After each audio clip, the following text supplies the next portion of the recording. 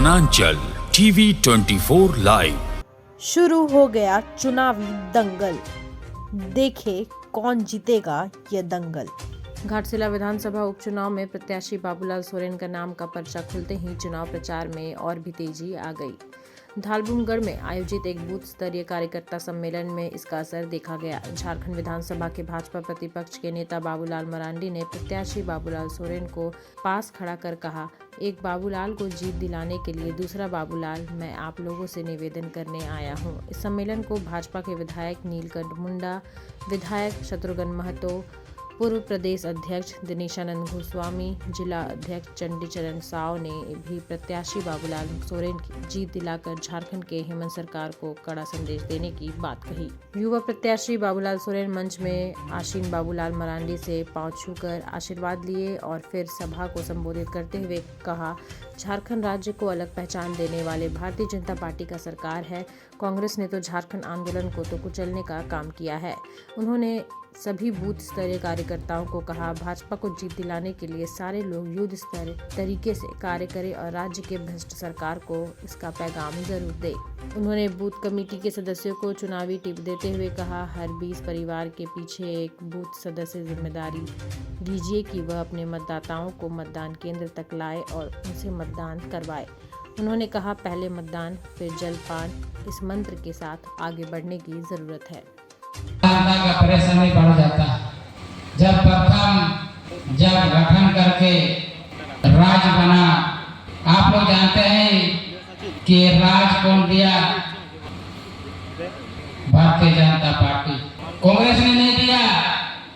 आजादी के बाद 70 साल बीत गया। जैसे भारत से अंग्रेज को भगा दिया जाता है, आजाद हो जाता है, तो उसी समय से उड़न था, कैसे लेंगे झारखंड राज्य के लेंगे। उसमें मुख्य भूमिका आदरणीय बाबूलाल मरांडी का भी था। क्या सोचा कि झारखंड अलग होगा तो विकास होगा। जब वो सरकार में थे, बीजेपी सरकार, वो फ्री ले जा रहा था। पीएम आवास या इंदिरा आवास का जब योजना चल रहा था, सब कोई हंसी खुशी बन रहा था। अभी सोचने वाली बात है, उसीलिए उतना दूर से आया है।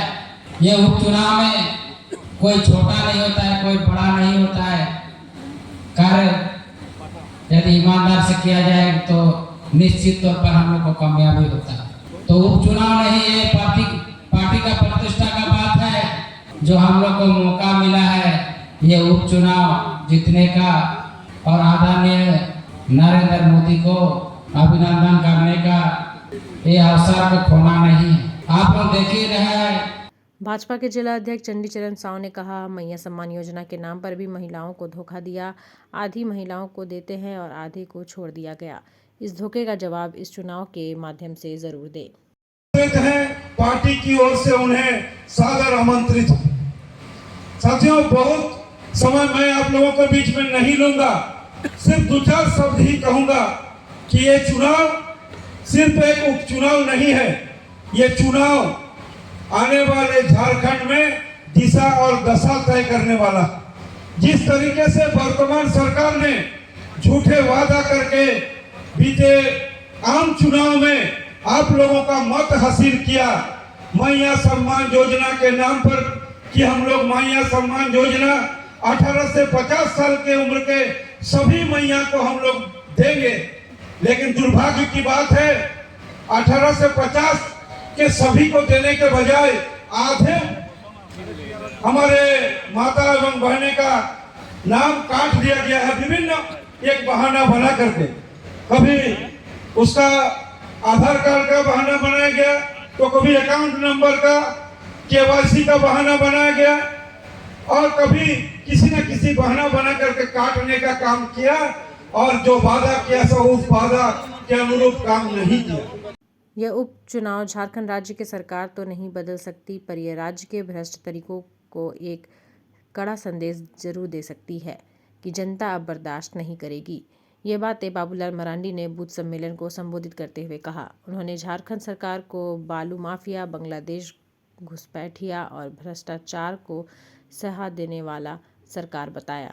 उन्होंने एक आंकड़े का हवाला देते हुए कहा, झारखंड में जैविक प्रक्रिया से मुस्लिम आबादी नहीं बढ़ी है। झारखंड सरकार ने बांग्लादेश और रोहिंग्या को अपने राज्य में बसाने का काम किया है, जिस कारण यहाँ की डेमोग्राफी तेजी से बिगड़ती जा रही है। बचाना है तो भारतीय जनता पार्टी को वोट देना है। अब चाहते हैं कि झारखंड को भ्रष्टाचारियों से बचाना है तो भारतीय जनता पार्टी को वोट देना है। झारखंड को घूसपैठियों से बचाना चाहते हैं तो भारतीय जनता पार्टी को वोट देना, कमल फूल छाप को वोट देना। हम यही निवेदन, यही अपील करने के लिए आए थे।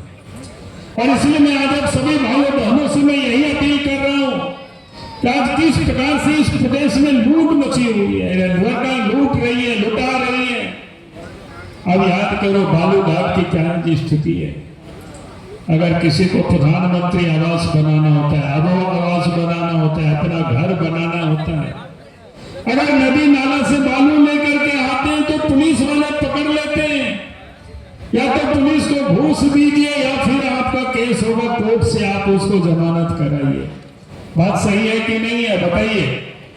आज इस प्रदेश में यही हो रहा है चारों तरफ। लेकिन झारखंड के जो लुटेरे लोग हैं, यहाँ की नदी नाला से बालू को लूट करके बड़े बड़े महानगरों के ओर लोग ले जाते हैं। कौन करता है? ये माफिया कराते हैं।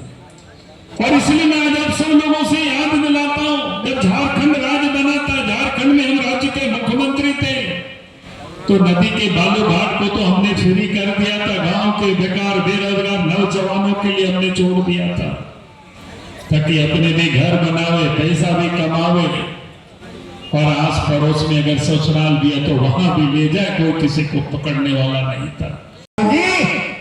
तो बिहार के भी वो नहीं होंगे, बंगाल के भी नहीं होंगे, और उसका स्थान मिलेगा बांग्लादेश में। बांग्लादेश से लोग घुसते हैं, बंगाल में आते हैं, फिर धीरे धीरे बिहार, झारखंड ऐसे करते करते संपूर्ण देश में लोग घुसपैठ कर रहे हैं। और इसलिए झारखंड प्रदेश में अगर आप देखें तो 1951 में भारत सरकार ने जिस समय सर्वे सेंसस जनगणना करवाया था, उस समय तो भारतीय जनता पार्टी भी नहीं था, भारतीय जनसंघ भी नहीं था, कांग्रेस पार्टी की सरकार थी। उस समय इस देश में आदिवासियों की संख्या कितना था? उस समय आदिवासियों की संख्या 36% 1951 में। लेकिन 1911 आते आते 1911 में भी कोई सर्वे हुआ है, जनगणना हुआ, उस समय भी बीजेपी की सरकार नहीं थी। उस समय भी नरेंद्र मोदी प्रधानमंत्री नहीं थे, अमित शाह जी उस समय भी गृह मंत्री नहीं थे। और 2011 आते आते आदिवासियों की संख्या में कितना कमी आ गई? 10% अर्थात 26% बचे। और उसके बाद मुस्लिम आबादी जहां 8.9% थे, 9% से भी कम था, लेकिन आज वो 14.53% हो, यानी 14.5% से अधिक आबादी बढ़ गई। वहीं पर जो सनातनी हिंदू थे उस समय 87.79% थे, आज वहां 81.17%, यानी सनातनियों की भी आबादी घटी, आदिवासियों की भी आबादी घटी। आबादी अगर बढ़ी है तो धर्म विशेष मुसलमानों की आबादी बढ़ी।